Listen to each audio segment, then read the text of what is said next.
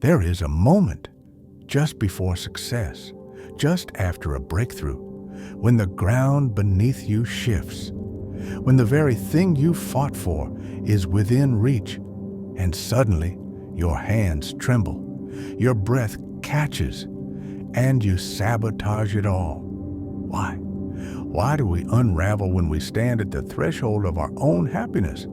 What dark alchemy turns gold back into lead? Imagine a woman who has dreamed of publishing a novel for decades.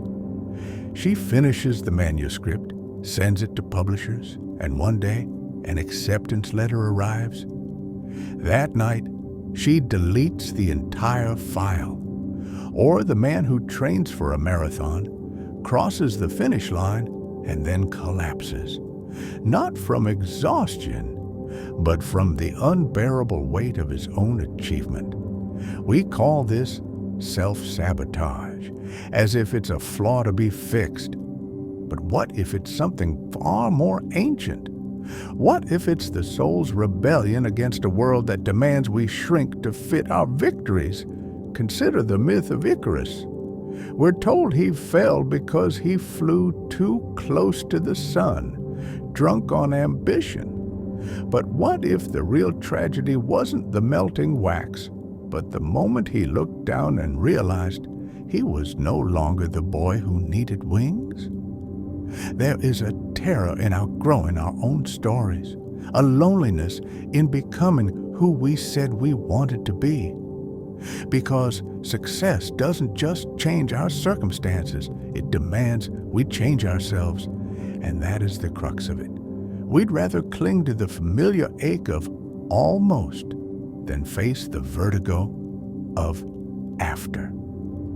The Stoics understood this paradox.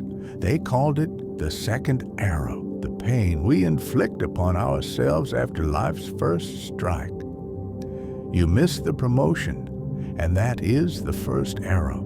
But the hours you spend gnawing on your worth, the stories you spin about never being enough, that is the second arrow, the one you plunge into your own chest. Now imagine that arrow is not just suffering, but salvation.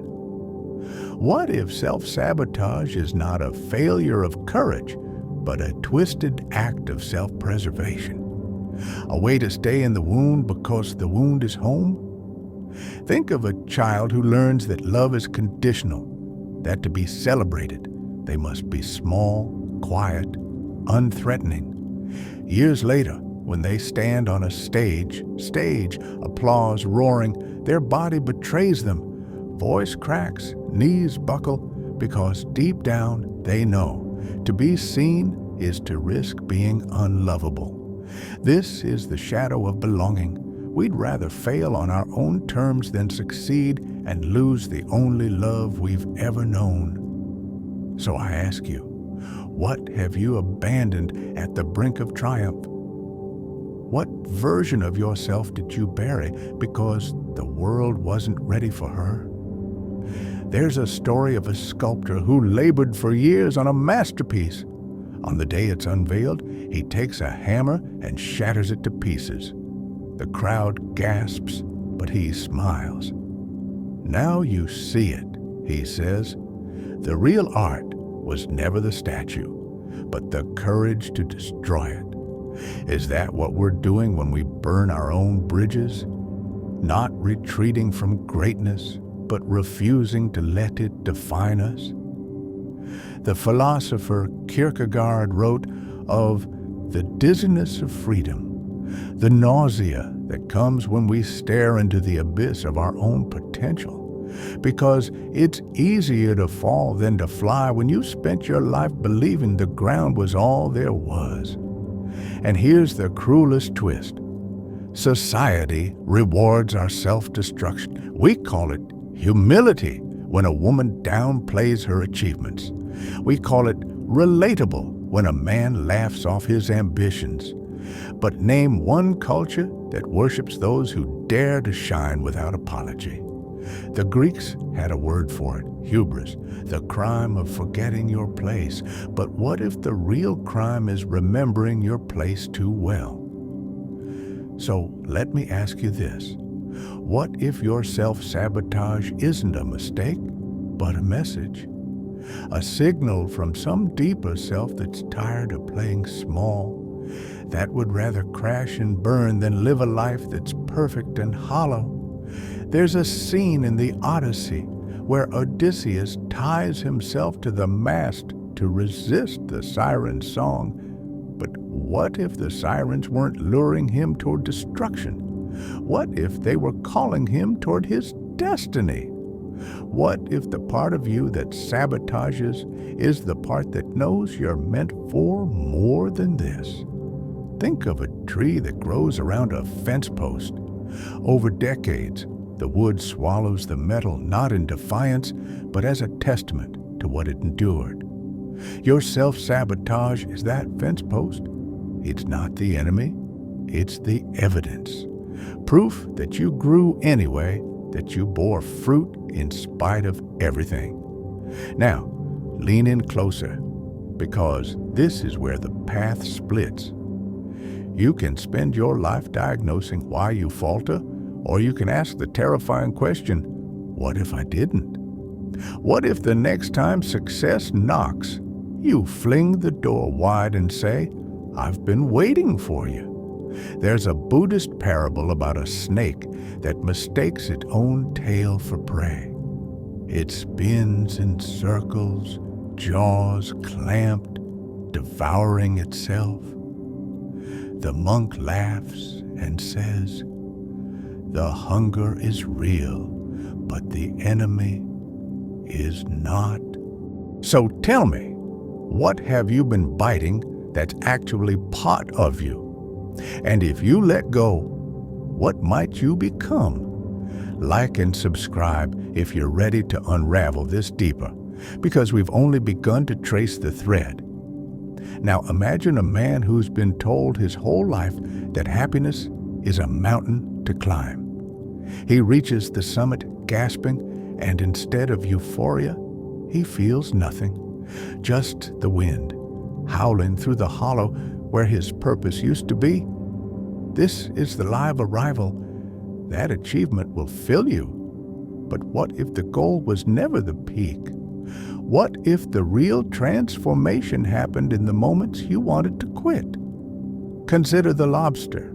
It grows by shedding its shell, becoming vulnerable, soft, until the new armor hardens. But here's the secret. It doesn't abandon the old shell, it absorbs it.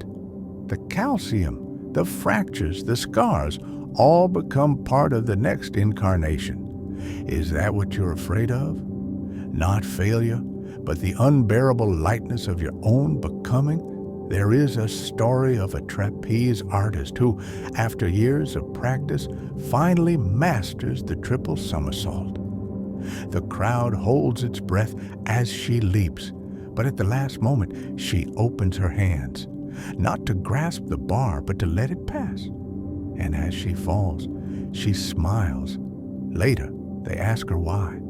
She says, I realized I didn't want to fly. I wanted to know what it felt like to let go. Is that what we're doing when we ruin our own success? Not failing, but testing the limits of our own freedom?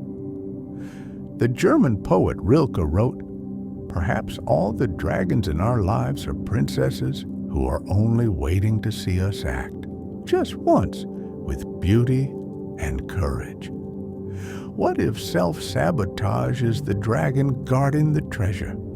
Not to keep you out, but to see if you'll finally stop fighting yourself and kneel before what you truly are.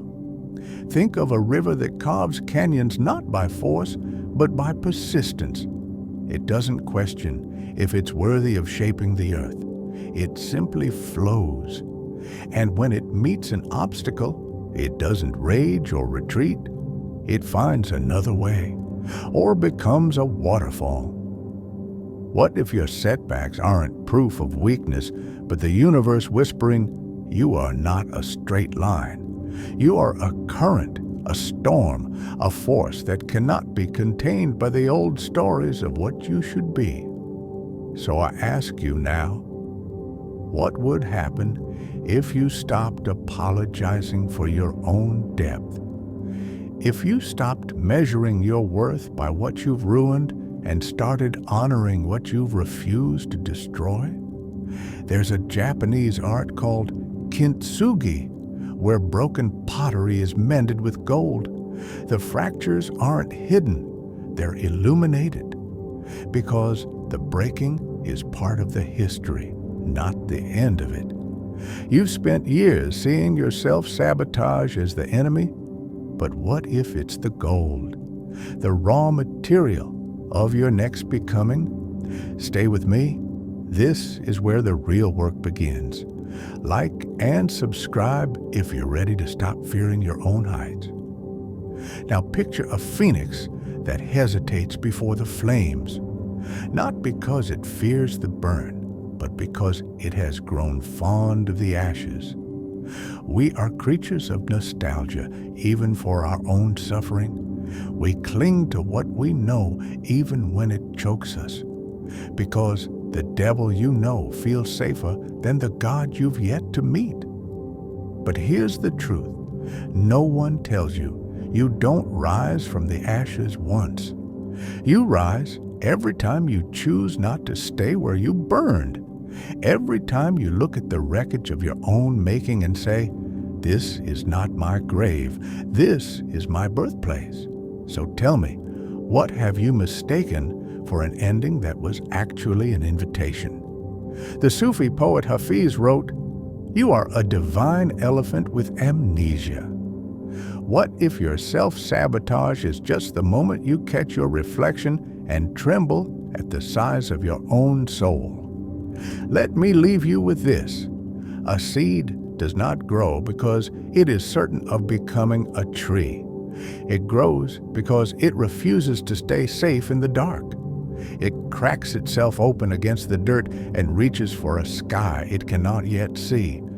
You are that reaching, that holy refusal to remain small. And the part of you that sabotages?